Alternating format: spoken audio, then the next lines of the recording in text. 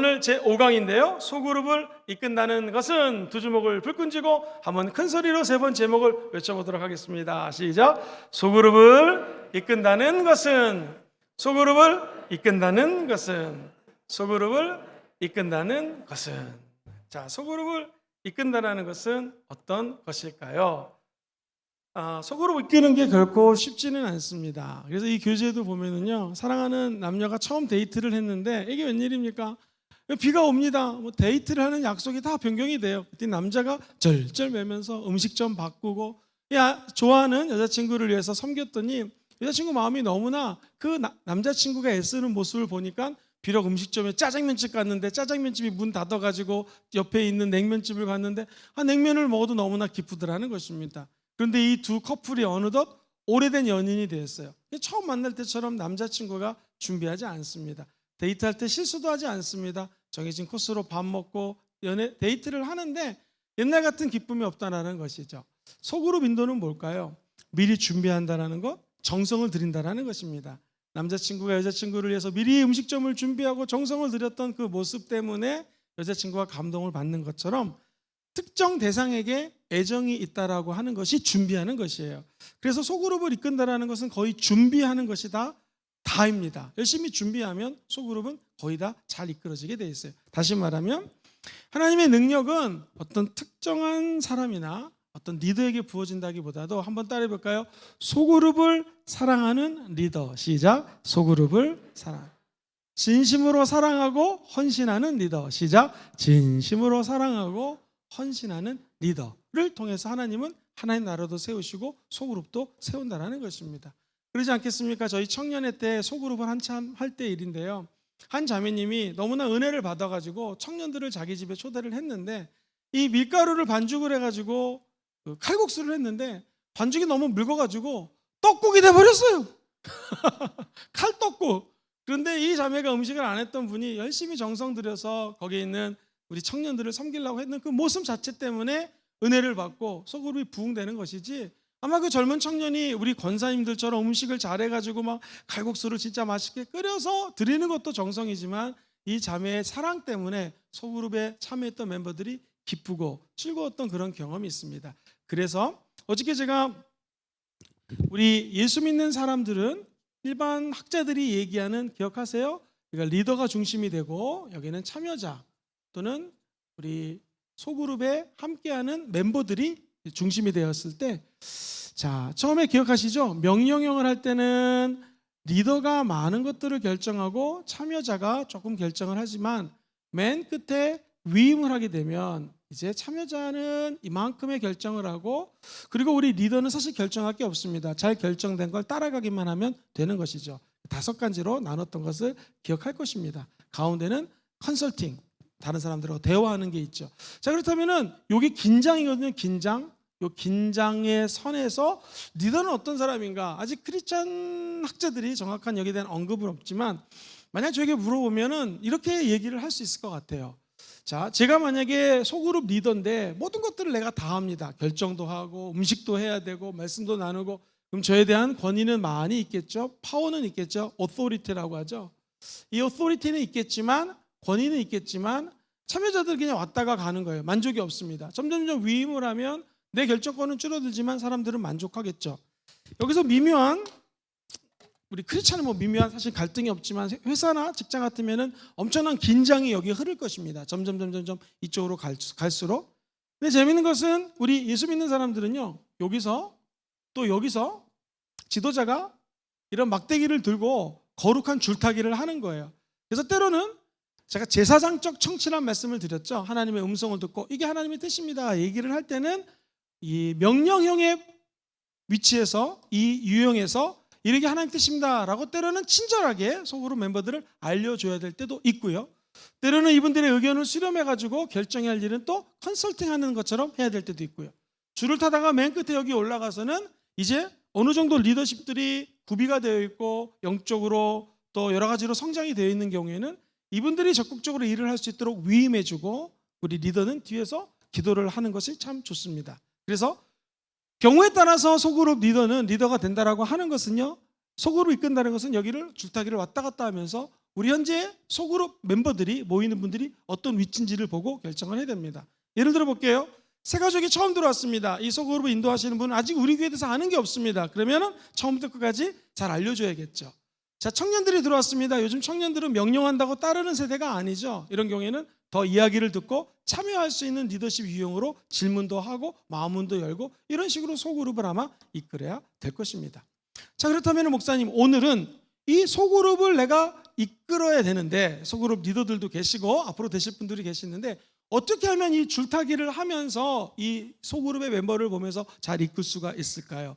첫 번째, 어느 유형의 사람들이 모여있든 간에 한번 저를 따라해 볼까요? 들어주기. 들어주기 굉장히 중요합니다. 잘 들어주는 리더를 사람들은 따릅니다. 그렇죠? 말을 많이 하는 리더보다도 들어주는 거 굉장히 중요하죠. 그 사람이 얘기하는 걸 한번 따라해 보시죠. 귀로 듣고 마음으로도 들어야 됩니다. 이게 중요해요.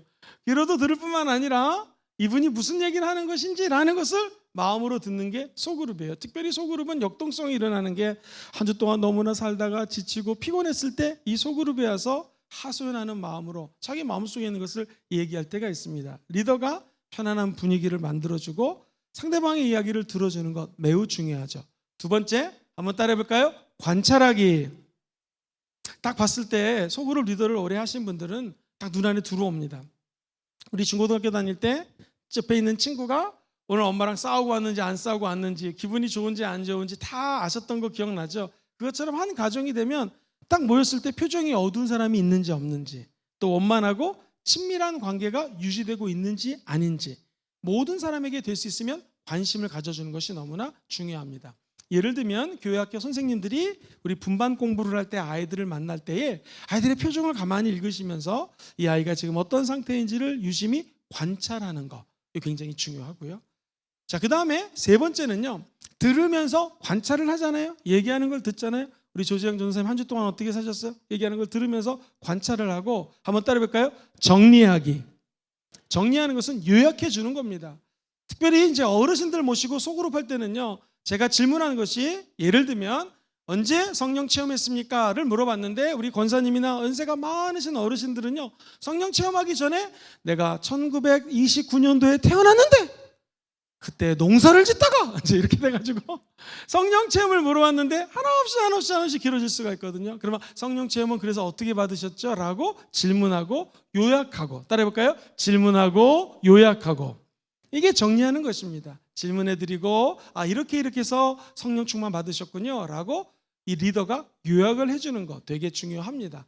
그리고 이 성경의 세계는요, 신기하게 처음 듣는다고 기억을 잘 못해요. 영적인 거라서 그런지 반복해서 설명을 잘 해주셔야 됩니다. 정리하기는 요점 정리를 해서 요약해서 말씀드리는 것, 그리고 반복해서 설명해 주는 것이 정리하는 것입니다.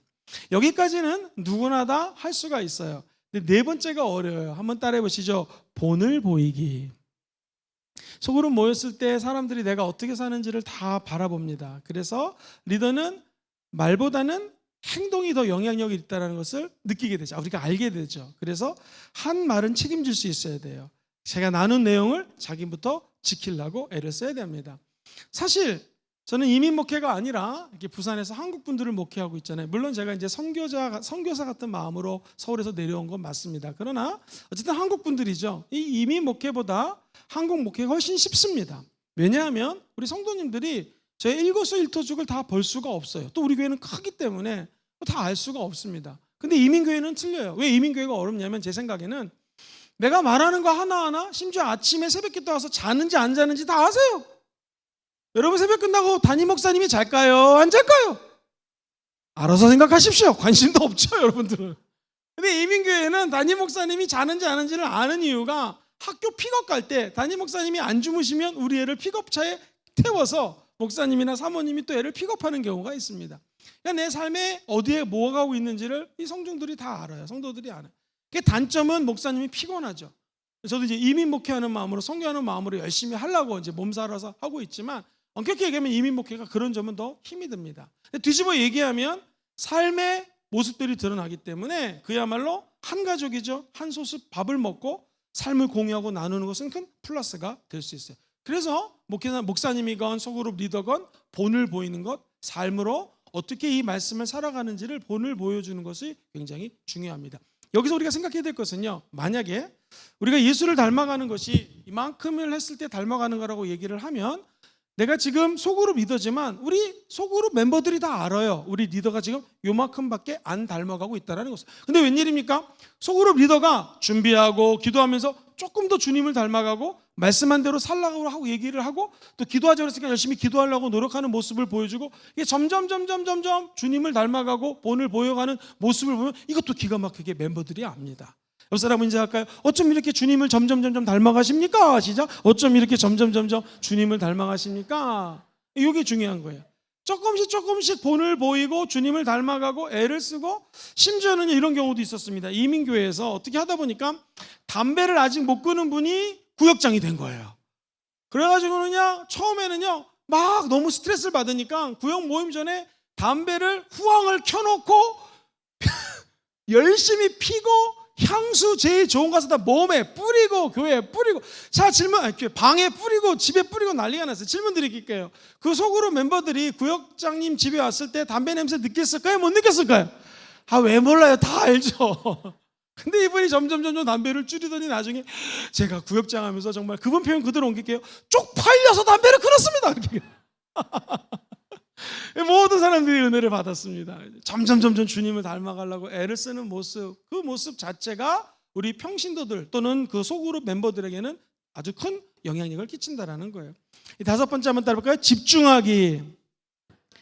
그렇죠. 본을 보이는 것만큼 중요한 것이 이 모임이 왜 모였는지, 모여가지고는 막 재밌고 즐거운데 정말 교회에서 말하고 하나님이 바라는 소그룹이 아니라 우리끼리 딴 데로 나가버리면은 이건 큰 문제가 될 수 있고요. 요즘에 신천지라든가 이단들이 소그룹을 갖다가 한 교회를 산옮기기 위해서 옮기는 게 이분들의 목표였는데, 이 사람들의 목표였는데, 이제 소그룹 하나하나를 집중 공략해서 이단으로 빠뜨리게 하려는 것이 있기 때문에 분명한 취지와 목적과 소그룹을 통해서 하나님의 영광을 보고 교회 부흥에 임하자는 이런 목적으로 중심을 잡고 나가야 됩니다. 이것을 우리는 집중하기라고 이야기를 할 수가 있습니다. 자, 그러면은 소그룹을 인도하기를 시작했습니다. 이제 본격적으로 제가 꼭 우리 구역 홈 미팅이 아니라 어린이를 담당하고 있는 유년부 교사라고 가정해 보겠습니다. 한번 따라해 볼까요? 준비하기, 미리 계획하기. 자, 미리 계획하고 준비할 때 뭘로 해야겠어요? 교사인 제가 기도해야겠죠. 기도. 실제로 여의도 순복음교회에서는요, 교사 대학을 하게 되면은요, 처음부터 반 아이들의 이름을 놓고 기도하는 것부터 훈련을 시킵니다. 여의도가 예전에 제가 지금부터 30년 넘어서 교사를 했거든요. 근데 교사할 때는요, 정말 아이들 하나하나 이름을 두고 기도를 그렇게 많이 했어요. 재밌는 것은 아이들을 위해서 기도를 하고, 저는 이제 중학교 2학년 아이들 교사였는데요, 딱 가면은요, 지금도 이름이 기억나요. 근영이, 해숙이, 영숙이 이런 아이들이 정말 기도를 하고 만나면은 어떤 상태인지 관찰이 되고, 지금 엄마랑 관계가 안 좋거나 어떤 상태인지를 신기하게 하나님이 깨닫게 해요. 그래서 우리 순복음에서는 철두철미하게 준비하는 게, 물론 이론적으로도 준비를 해야 되겠지만, 기도로 모임을 준비하겠습니다. 시작. 기도로 모임을 준비하면 됩니다. 저도 초짜 선생이 92년도인가 93년도 처음 돼가지고요, 우리 아이들 소그룹 인도를 하는데 그냥 기도하고 사랑하고, 그래서 대학생이었거든요. 떡볶이 값 엄청나게 나갔습니다. 선생님 떡볶이 사주세요 해가지고 알바한 거 전부 떡볶이 값으로 나갔는데, 그때 그 아이들이 그냥 먹은 것이 아니라 떡볶이 먹고 전도에 오고, 그래서 제 기억에 7명이 16명으로 부흥이 됐고요, 또 20명으로 부흥돼서 계속 분반을 했던 그력이 있어요. 제가 결코 잘난 게 아니라 정말 한 교사가 소그룹을 해서 기도하면 아이들이 모이고, 그 사랑하는 모습을 보고 아이들이 또 전도에 오고. 제가 전도 중학교 2학년 아이를 어떻게 전도하겠습니까? 근데 그 아이들이 또 가서 데리고 와가지고 정말로 하나님 은혜 가운데 부흥됐던 체험이 있습니다. 우리 순복음 금주원교회도 다른 어떤 것보다도 소그룹 기도 준비하실 때, 미리 계획할 때 기도로 준비하는 소그룹 리더들 되시기를 주의 이름으로 축복합니다. 자, 이제 시작이 됐습니다. 그러면은 서두르지 않고 차분하게 시작하기. 시작. 서두르지 않고 차분하게 시작하기. 질문을 해야 된다고 그랬잖아요. 근데 질문도 단계를 뛰어넘으면 참 힘듭니다. 리더가 마음이 급해가지고 오늘의 주제가 성령 충만인데, 할렐루야 김 집사님 지난 한 주 성령 충만 받으셨습니까? 막 이러면은 딱 모여가지고 성령 충만한 건 알겠는데 이게 굉장히 어렵게 비가 오는데 버스를 타고 전철을 타고 힘들게 왔잖아요. 그래서 이럴 때는 성령 충만 받으셨습니까? 라는 질문보다도 어떻게 오셨습니까? 버스 타고 뭐 전철 타고 왔습니다. 굉장히 힘드셨겠네요.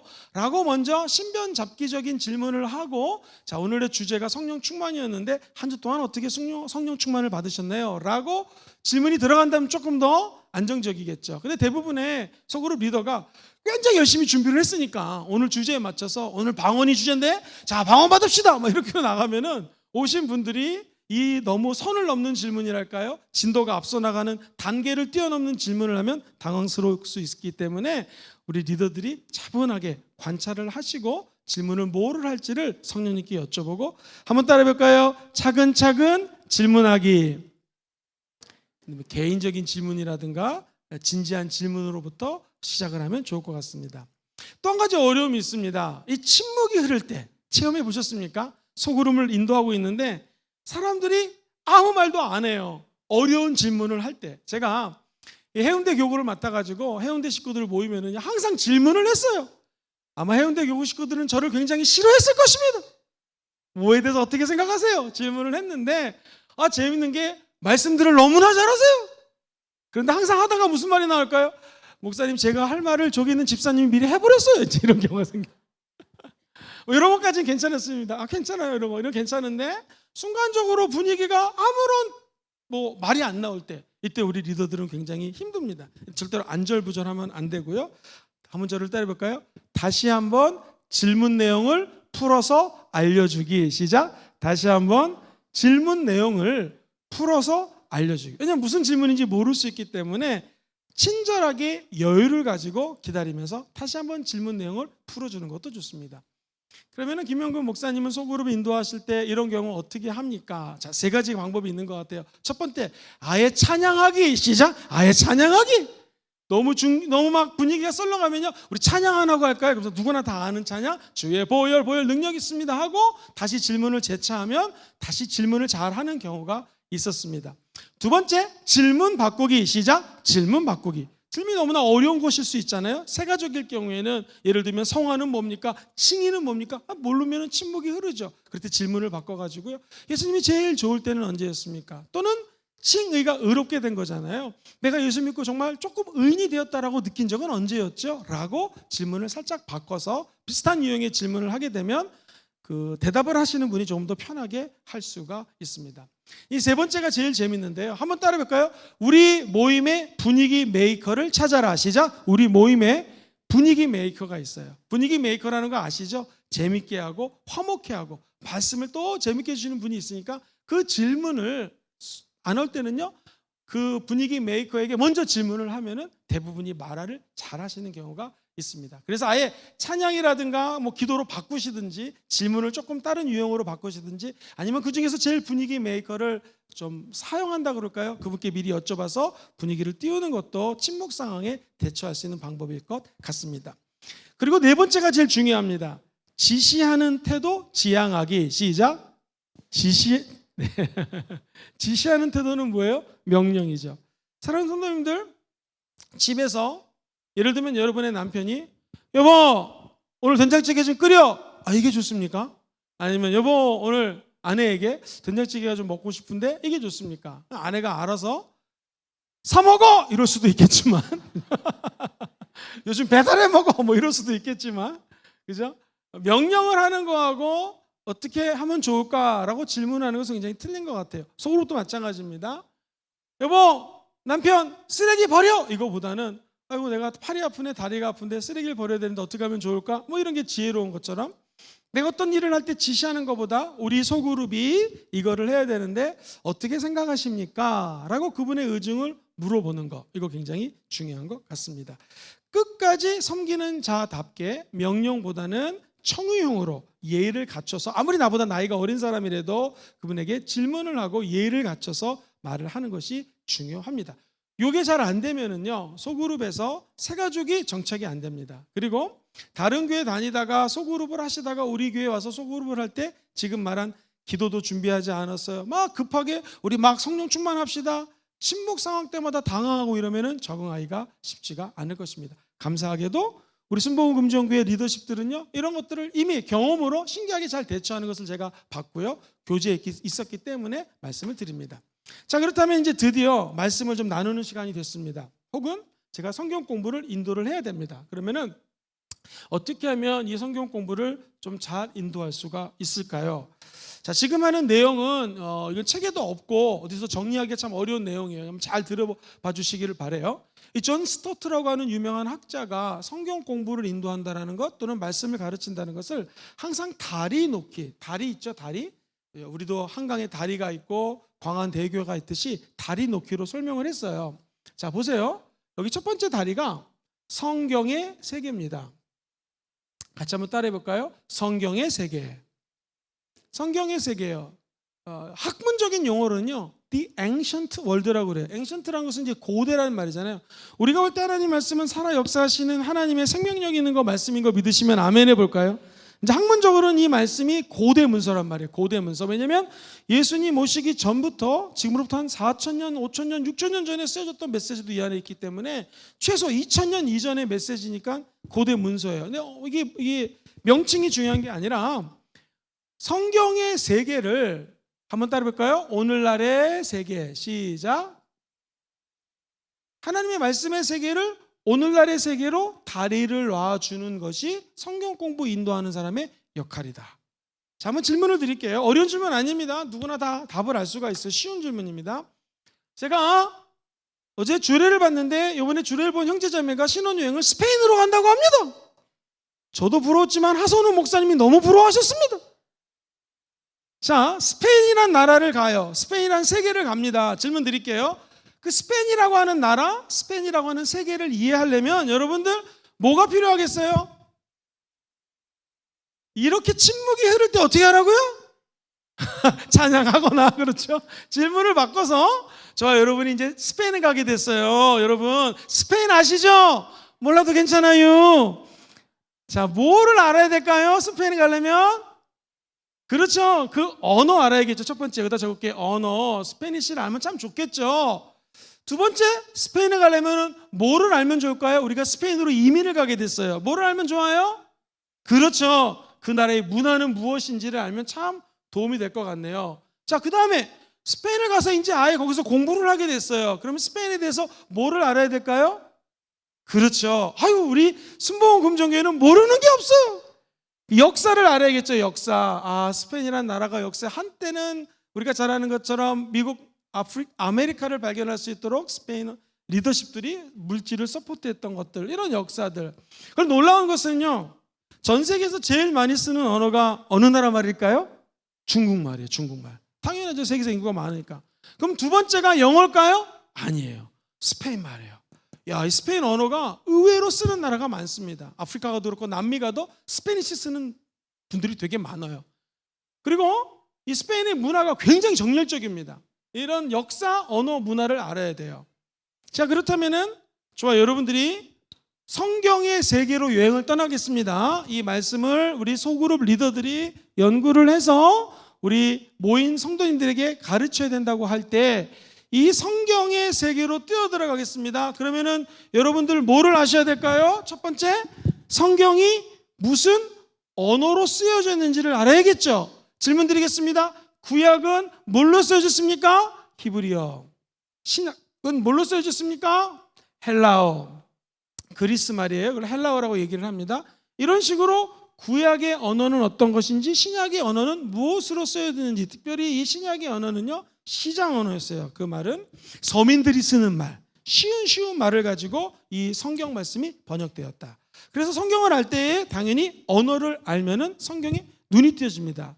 제가 가끔 설교를 하다가 이게 원어의 뜻은 이렇습니다 하는 이유는 원어를 지금 한국말로 번역을 한 거고 일본말로 번역을 해서 쓴 거기 때문에 이 원어의 의미가 있어요. 그래서 언어를 많이 알면 알수록 성경의 세계는 당연히 많이 꿰뚫어 볼 수 있겠죠.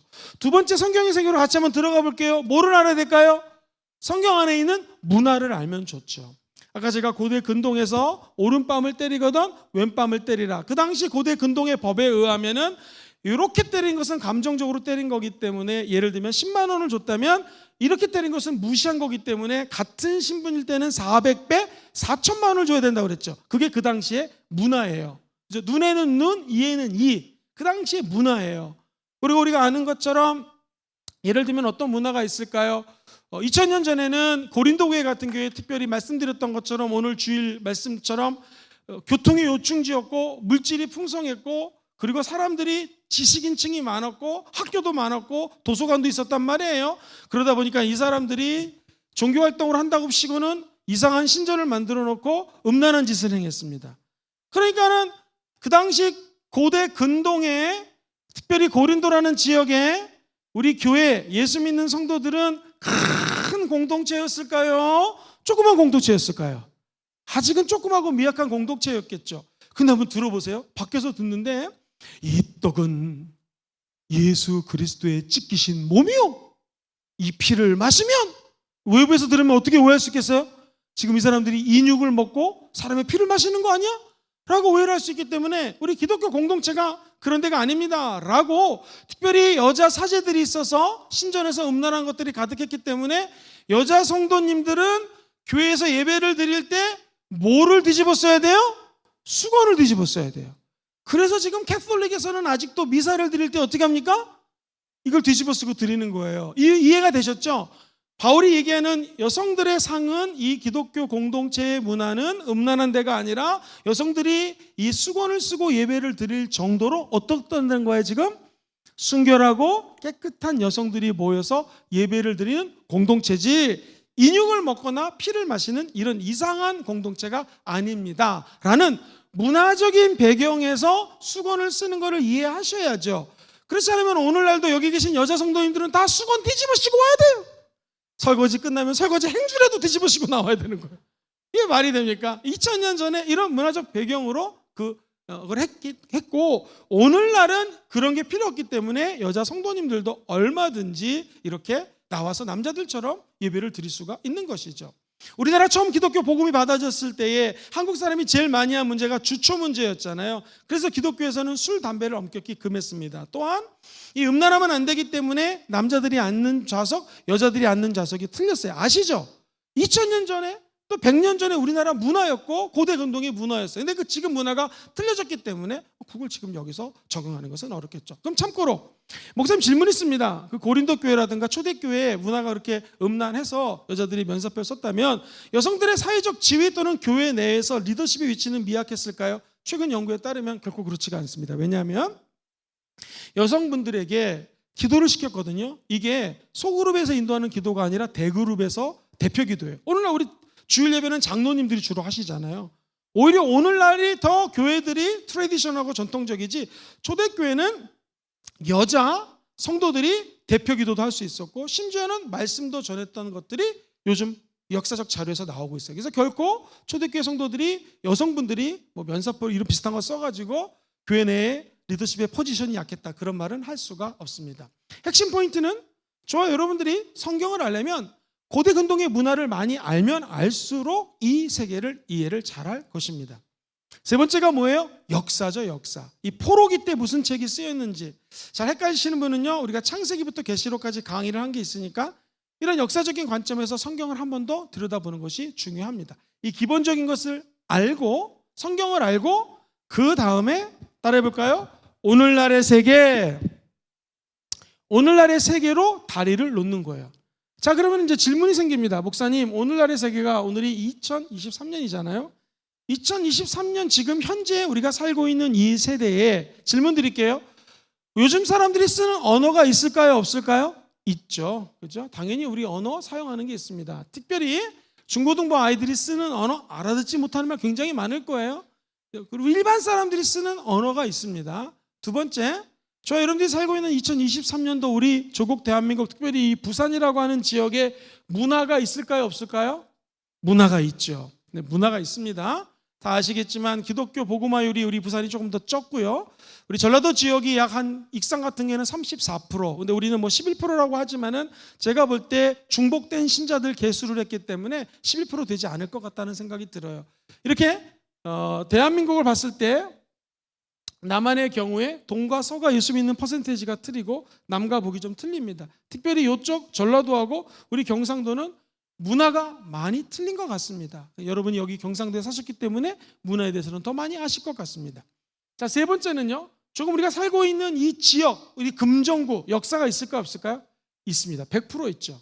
우리가 살고 있는 이 교회 몇 주년이죠? 올해가 35주년이라고 하는 우리 교회 또 역사도 있을 것입니다. 그래서 오늘날의 세계를 이해하고 성경의 말씀을 다리를 놓을 수 있다면 최고의 성경을 가르치는 사람입니다. 그죠? 성경의 것을 안 상태에서 지금 여기 계신 분들이 알아들을 수 있도록 다리를 친절하게 놔줄 수 있다면 얼마나 위대한 지도자이겠습니까? 자, 근데 여기서 여러분 한번 잘 들어보세요. 존 스토트가 맨날 이렇게 외쳤는데 한 가지 또 다른 세계가 등장해요. 이게 조금 재밌습니다. 한번 따라해볼까요? 사역 현장의 특수한 세계. 시작. 사역 현장의 특수한 세계. 제가 줄여서 사역 현장의 특수한 세계라고 적겠습니다. 영어로 particular world in ministry라고 되어 있는데요. 내가 지금 소그룹 리더로 사역을 하고 있어요. 그러면은 예를 들어 보겠습니다. 사랑교구에 주로 사랑교구는 아파트촌이 많거든요. 사랑교구에 있는 소그룹하고 또 김해 지역에 있는 소그룹하고 같을까요? 틀릴까요? 다른 점이 있을 수가 있습니다. 내가 맡은 소그룹이 아동부 교사예요. 중등부를 담당하고 있어요. 이 소그룹은 아까 얘기했던 언어, 문화, 역사와 또 틀린 일이 일어납니다. 여러분 옛날에 제가 중등부 부흥에 많이 다녔거든요. 중고등부. 그때는 중딩, 고딩 이런 단어 썼거든요. 제가 한번 중등부에 올라갔고 야 중딩, 고딩 그럴 때 우리 아들이 그러더라고요. 아빠 요즘 그런 말 안 써. 그러더라고요. 맨날 이 언어가 바뀝니다. 담배를 옛날에 구름과자라고 그랬는데 요즘 또 바뀌고 맨날 이 아이들이 쓰는 언어가 틀려져요. 내가 지금 중등부에서 소그룹을 인도한다. 그러면 이 아이들이 쓰는 언어가 있고 지금 중등부면 중등부, 아동부만의 문화가 있고 우리 교회 중등부 지금 중고등부로 같이 있다가 바로 뛰어가지고 예배드린 지 2년 됐죠. 2년이라고 하는 대략 짧은 또 역사가 있고요. 그러니까 언어, 문화, 역사가 또 다른 게 내가 지금 맡고 있는 이 소그룹이 될 수 있다는 거예요. 우리 김정현 전도사님이 지금 새가족을 담당하고 계시는데 새가족에 있는 분들은 완전히 틀리죠. 이 새가족이 예수를 처음 믿었다? 언어를 조심해야 되고요. 다 알아들도록 얘기해야 되니까. 또 새가족은 대부분이 세상에 있다가 들어왔기 때문에 문화가 틀립니다. 교회 오면 왜 담배 못 펴요? 교회 오면 술 먹으면 안 돼요? 교회 오면 왜 이거 하면 안 돼요? 이제 그들이 질문들이거든요. 또 그 개인마다 살아온 역사들이 있기 때문에 소그룹마다 분명한 특색이 있을 것이니 소그룹 리더분들은 자 보세요. 따라해볼까요? 하나님의 말씀을 오늘날에 맞게끔 해석을 하고 그 다음에 한 단계를 더 나가야 돼요. 어디로 가야 됩니까? 사역 현장의 특수한 세계, 쉽게 해갖고 내가 맡은 소그룹원들이 이거를 어떻게 이해할 수 있는지 한 단계 더 다리를 놔야 된다. 우리 주부들 많죠? 요리를 한 번 더 해야 된다는 거예요. 예를 들면 딱딱한 음식을 조금 부드럽게 만들었는데 아직은 딱딱한 음식을 더 못 먹는 아이들 같은 사람들이라면 더 부드럽게 요리를 해줘야 된다는 거예요. 자, 이제 여러분 여기까지 들으시는데 한 명도 조는 사람이 없습니다. 할렐루야! 이것도 기적입니다. 자, 그러면 이제 한 가지 세계로 더 나가겠습니다. 한번 따라해 볼까요? 리더의 세계. 시작. 바로 소그룹 리더의 세계가 있다는 거예요. 자, 지금 제가 성경의 세계, 오늘날의 세계, 사역 현장의 특수한 세계 다 다리를 놨거든요. 근데 여기다 다리를 하나 더 놔야 된다는 거예요. 김영근이라고 하는 사람이 만약에 소그룹 리더라면 김영근이라고 하는 소그룹 리더가 쓰는 언어가 있어요? 없어요? 있죠. 제가 잘 쓰는 언어들이 있겠죠. 그리고 제가 갖고 있는 문화가 있을 거예요. 저는 주로 서울에서 저희 아이들까지 한 9대인가 10대째 살았다고 합니다. 그래서 서울 토백입니다. 서울만의 또 문화에 아마 또 뭔가가 있을 거예요. 그리고 또 제 인생의 역사가 있겠죠. 저는 호주에서 이민교회를 10년 섬겼기 때문에 이민교회를 바라보는 마음이 남다르지 않고 외국 사람들 보면 또 마음이 남다르지 않는 제 나름대로 역사가 있을 거예요. 김영근이라고 하는 사람이 리더가 내가 쓰는 언어, 내가 쓰는 문화, 내가 갖고 있는 역사를 가지고 또 성경을 제가 바라보는 거예요. 설교를 할 때 저는 제 언어와 제 문화와 제 역사를 가지고 이 말씀을 연구를 해서 다시 우리 성도들이 알아들을 수 있도록 옮기되 가능하면 우리 순복음 금종교회 성도님들이 알아들을 수 있도록 내 사역 현장 특수하게 맞춰서 제가 준비를 해서 이렇게 뺑뺑 돌리는 거거든요. 그럼 소그룹 리더는 부산에서 태어났습니다. 예를 들면 나이가 제가 53살입니다. 저는 부산에서 어떠한 경험들이 있고 역사가 있습니다. 이걸 가지고 성경 공부하시는 거고, 요거를 우리 성도들에게 어떻게 하면 잘 전할 수 있을까 고민을 하다가 내가 담당한 소그룹 식구들이 이해할 수 있도록 한 번 더 요리를 하는 것이 바로 이 성경 공부를 인도하는 사람이 가지는 4가지 세계라는 거예요. 자, 어렵지만 한번 정리를 해보겠습니다. 어렵지는 않죠? 따라해 볼까요? 성경의 세계.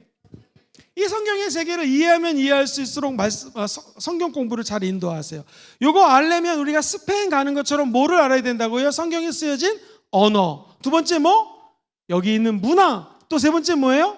역사. 마찬가지로 요거를 먼저 성경 본문을 묵상한 다음에 어떻게 하면 알기 쉽게 전할 수 있을까라고 스스로 문제를 만들어 본다. 시작. 내 스스로 문제를 만들어서 어떻게 하면 이걸 쉽게 전할 수 있을까라고 생각을 한 다음에 이 두 번째 단계를 넘어서서 성경 공부의 목표를 설정한다. 시작. 성경 공부의 목표를 설정한다. 그러니까 우리가 같이 공부하시는 분들의 레벨을 보고 어떻게 이분들을 성경을 가르칠지를 목표를 설정하셔야 되고요.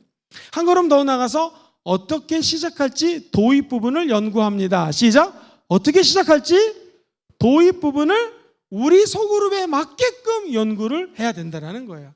그래서 지금 우리 기도 제목인데요. 우리 장로님 중에 한 분이 소그룹을 열심히 인도하시는 분이 계시는데 장로님의 애로사항이 소그룹 인도했더니 20, 30대 젊은이가 왔고 80대 어르신이 온 거예요. 얼마나 힘들겠습니까? 그들이 갖고 있는 문화라든가 역사가 틀리겠죠. 언어도 틀릴 거예요. 그때 소그룹의 역동성은 줄어드는 것이죠. 그래서 이럴 경우에는 빨리 우리가 기도해서 나이별로 소그룹을 나눌 수 있도록 또는 나이별로 모일 수 있는 어떤 제도적인 장치가 필요해 보인다라고 판단이 되는 것이죠. 자, 다시 한번 설명해 드릴게요. 하나님의 말씀을 오늘날 사람들이 알아들을 수 있도록 연구를 하고 나 혼자 실습을 하되 포인트는 뭐예요? 지금 성경 공부에 참석한 이 소그룹에 있는 분들이 알아들을 수 있도록 목표를 설정하고 적용을 하고 무엇보다도 도입 부분을 어떻게 할 수 있을 정도로 다리를 놔주는 것이 소그룹 리더가 하는 것입니다. 제가 이거 한 번은 강의를 했는데 이 강의를 듣고 또 전도사님이셨는데 이제 막 얘기가 태어났어요. 그분의 가정에서 예배를 안 드리다가 이 말을 듣고 가만히 생각해보니까 자기는 전도사니까 성경을 좀 안단 말이에요. 근데 아내도 어떻게 하다가 아내가 전도사의 아내가 된 거지 성경을 아는 게 아니거든요. 그래서 그분이 이제 기도를 하다가 성경의 말씀을 우리 가정 식구들이 잘 알 수 있도록 내가 좀 다시 요리를 해야겠다. 특별히 어린이들 자녀들이 알 수 있도록 어떻게 하면 좋을까 하면서 자기 자신을 바라보게 됐대요. 나는 어떻게 살았고 어떤 역사를 가지고 내 아내는 어떻게 살았고 어떤 역사를 가지고를 보면서 아내랑 같이 성경 공부를 먼저 했고 같이 성경 공부한 거를 자녀들에게 알려주기 시작했고 이 자녀가 이 성경 공부에서 어린이 언어로 얘기를 해주니까 이 아이들이 이해를 하지 않겠습니까? 어린이 언어를. 그래가지고 자기 소그룹 그 교회가 가정교회가 정말 성령 충만한 교회가 되었다라는 얘기를 들은 적이 있습니다. 이 지금 말씀드린 것은요 성경을 바라볼 때 정확히 적중되는 4가지 세계입니다. 좀 어렵지만 다시 한번 해보겠습니다. 성경의 세계 이걸로 만족하면 안 되고 오늘날의 세계 누구나 다 알아들어야겠죠. 근데 좀 쉽게 얘기해가지고 내 그룹에게 맞는 세계 시작. 내 그룹에게 맞는 세계로 요 3번째로 요리를 해야 돼요. 제일 중요한 건 소그룹 리더 여러분입니다. 여러분이 어떤 언어를 쓰고 어떤 역사 속에서 어떤 문화를 가지고 살았느냐가 이걸 뺑뺑이 돌리는데 아주 중요한 초석이 되고 기초가 되고 중요점이 되는 거예요. 그래서 이렇게 한번 결론을 내리겠습니다. 여기다가 다리를 한번 이렇게 구면은요 또 십자가가 나타나요. 십자가 또 나타나죠. 그래서 우리 리더는 이 안으로 쏙 들어가서 하나님의 말씀을 깊이 있게 그 당시의 언어라든가 문화를 연구해보고 다시 나와서 오늘날의 사람들이 왜 이 성경 말씀을 안 읽고 안 배우고 모른 척 하는지를 한번 생각해 보시고 내가 맡은 소그룹이 어떻게 하면 이 말씀의 세계로 들어갈 수 있는지를 한번 생각해 보시고 정말 중요한 건 요 자신이잖아요. 내 자신이 이 말씀대로 살아가려고 애를 쓰는지를 한번 또 생각해 보시고요. 다시 성경의 세계로 점프해 들어가가지고 이 말씀이 의미하는 것은 무엇일까? 이걸 우리 소그룹에게 전한다면 어떤 역동성이 일어날까라고 이 4가지 세계를 뺑뺑뺑뺑 돌면서 내가 이만큼밖에 못 돌았지만 점점 돌다 보면은 눈덩이가 불어나듯이 나의 성경을 바라보는 관점과 해석하는 능력이 자라날 수 있다는 거예요. 꼭 주의 종이 되거나 전도사 목사님이 되지 않더라도 성경에 관심 있는 분들은요, 요 네 가지 세계를 집중적으로 한번 생각해 볼 필요가 있습니다. 마지막으로 정리하겠습니다. 성경의 세계, 오늘날의 세계, 사역 현장의 특수한 세계. 시작. 사역 현장의 특수한 세계. 내 소그룹에 참여하는 분들을 한번 생각해 보라는 거예요. 얼마만큼 역사적으로 예수를 믿었는지, 또 집안이 예수 믿는 집안에서 자란 것인지, 아니면 그분이 쓰는 언어가 무엇인지를 우리가 해석을 하고 그분들에게 말씀을 전해야지, 나는 기독교 가정에서 태어났고 나는 성경을 많이 알고 나는 방언을 하고 왜 너는 못하니? 라는 쪽으로 하면 절대로 안 된다는 거예요. 안다스탠드, 모른다 스탠드. 그래서 자기의 리더십의 유형이 아까 제가 말씀드렸던 위임형인지, 아니면은 내가 모든 걸 명령하고 텔링하는 스타일인지, 컨설팅하는 스타일인지를 갖다가 이 줄자를 가지고 쭉쭉 올라가면서 때로는 어떤 리더십의 유형을 취하든지 간에 나는 어떤 존재이고 여기에 오신 분들이 어떤 분인지를 알아서, 그동안 제가 신학교 다닐 때는 성경, 오늘날의 세계, 존 스토트의 Between Two Worlds, 두 세계의 다리를 놓는 거 주장창 배웠거든요. 틀린 거 아니에요. 너무 위대한 학자예요. 훌륭하신 분이에요. 근데 오늘날에는 내 설교를 듣는 사람, 또는 나랑 성경 공부를 같이 하는 사람을 이해하지 않고 내가 그 사람한테 주입한들 뭔 소용이 있겠습니까? 그죠? 충분히 그 사람의 문화적인 생각들, 역사적인 그 히스토리 있잖아요. 그 사람이 잘한 것들을 배려하고, 이 말씀을 내가 그에게 접근할 때 성경을, 이분이, 이 지도자가, 이 소그룹 리더가 나를 배려해가지고 이 성경을 좀 알려주려고 애를 쓰는구나 라는 것을 우리 인간이 느끼는 거예요.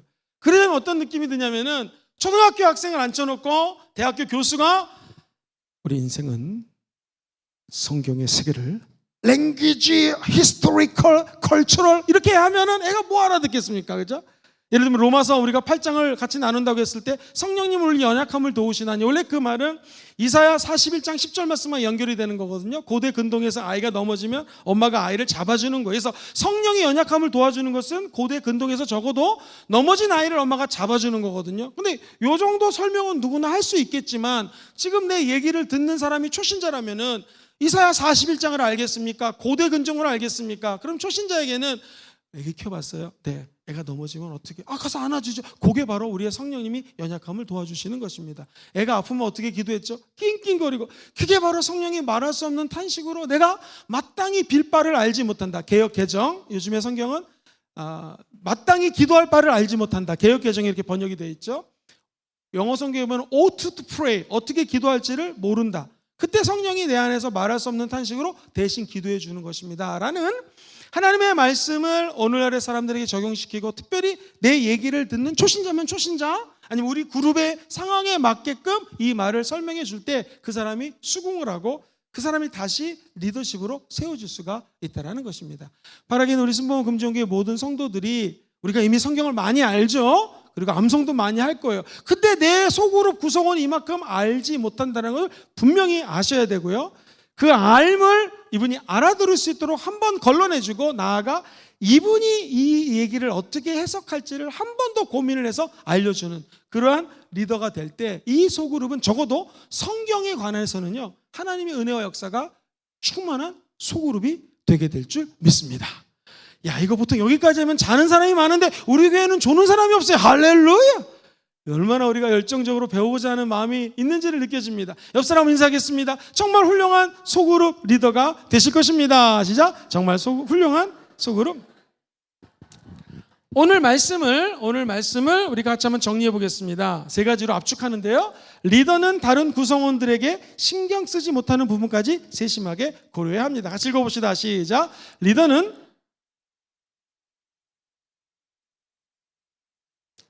다른 입장, 다른 차이를 분명히 알아야 되는 것이죠. 그리고 조율하고 다시 설명해 줄 필요가 있다. 두 번째 같이 읽어보겠습니다. 시작.